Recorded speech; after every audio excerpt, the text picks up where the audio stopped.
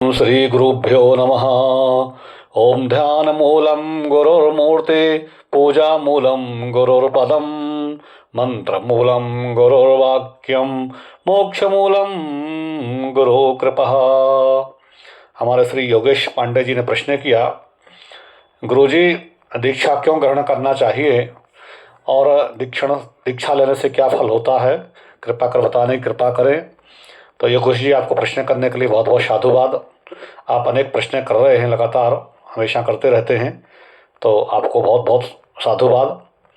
हमारे शास्त्रों में वर्णित है, जितने भी हमारे गुरु शिष्य से संबंधित अधिकतर भगवान शिव पार्वती संवाद में बता रहे हैं, गुरु गीता में और देवी भागवत में भी लिखा हुआ है कि अदीक्षताया कुर्वन्ति जप यज्ञादिका क्रिया ना भवेत् फलम तस्य शिलायाम बीजमोक्तवत्।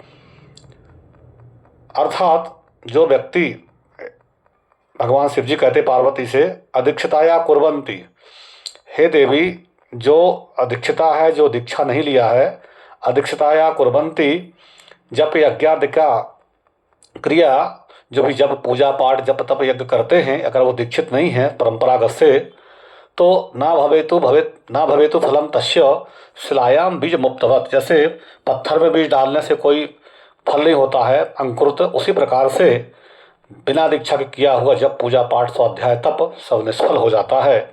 और जो दीक्षा लेते हैं तो उसका फल भी लिखा है कि जन्म कोटि अर्जितम पापम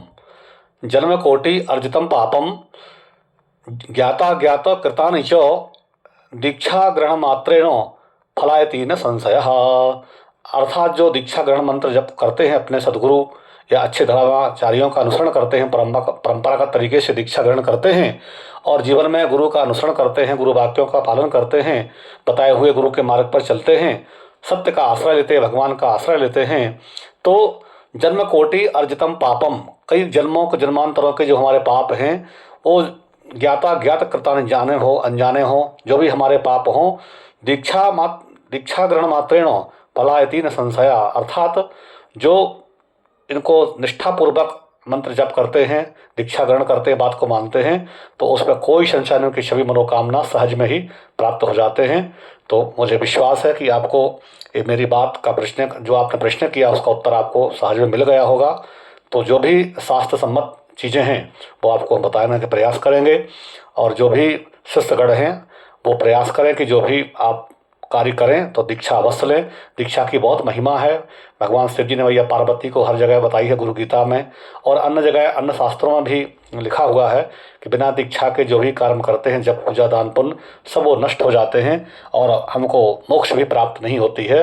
इसलिए हमको मुक्ति चाहिए तो निश्चित तौर पर दीक्षा ग्रहण करें, अच्छे गुरुओं से दीक्षा ग्रहण करें, और जिसको आपने फिर बना लिया वो आपके लिए सर्वोत्तम गुरु कहलाए, उससे फिर अच्छा गुरु आपके लिए नहीं है।